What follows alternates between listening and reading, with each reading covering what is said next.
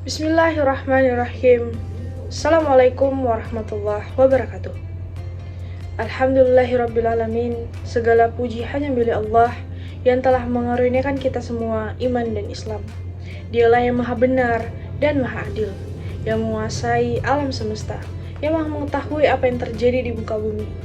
Salawat dan salam semoga senantiasa tercurah kepada junjungan alam Rasulullah Sallallahu Alaihi Wasallam, keluarga, sahabat, serta umatnya hingga hari kiamat.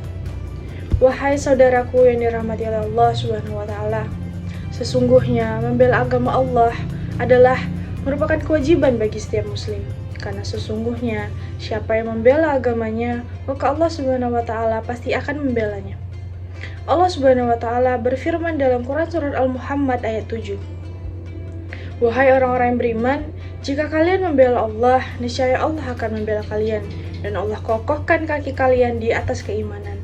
Di sini Allah Subhanahu wa Ta'ala menyebutkan bahwa syarat datangnya pembelaan dari Allah adalah ketika kita membela Allah Subhanahu wa Ta'ala, membela agamanya.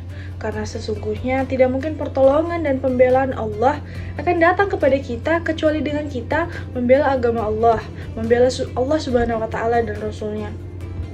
Wahai sahabatku yang dirahmati Allah Subhanahu wa Ta'ala, membela Allah, membela agama dan Rasulnya adalah merupakan perkara yang agung.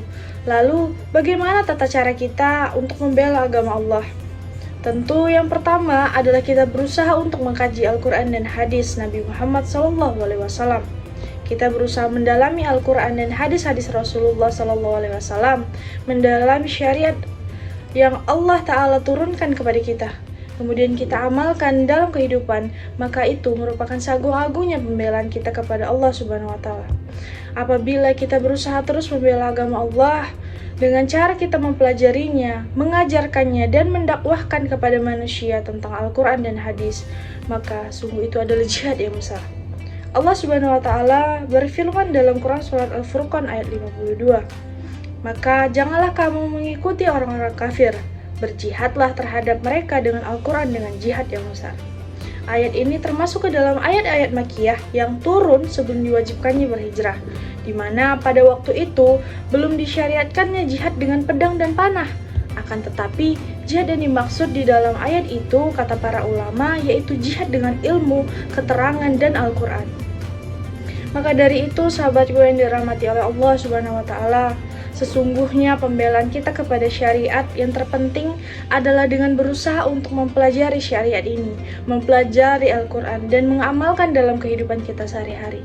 Rasulullah SAW bersabda dalam hadis riwayat Bukhari nomor 4639, yaitu sebaik-baiknya kalian yang mempelajari Al-Quran dan mengajarkannya.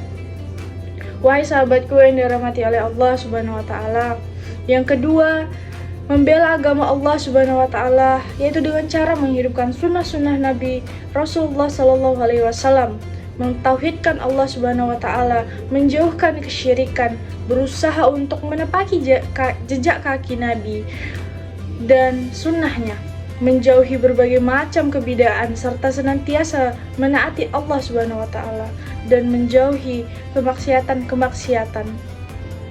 Wahai sahabatku yang dirahmati oleh Allah Subhanahu wa Ta'ala, Rasulullah Sallallahu Alaihi Wasallam bersabda, jagalah Allah, niscaya Allah akan menjagamu.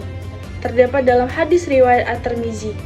Maka dari itu, kewajiban kita sebagai kaum muslimin adalah untuk menguatkan kesabaran dan ketawaan, untuk menguatkan pembelaan kita kepada agama Allah Subhanahu wa Ta'ala dengan cara menyibukkan diri dengan menuntut ilmu, mengamalkan dan mendakwahkannya.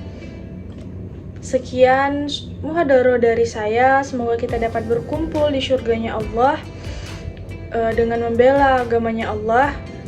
Saya akhiri, wabillahi wal taufiq wal hidayah. Wassalamualaikum warahmatullahi wabarakatuh.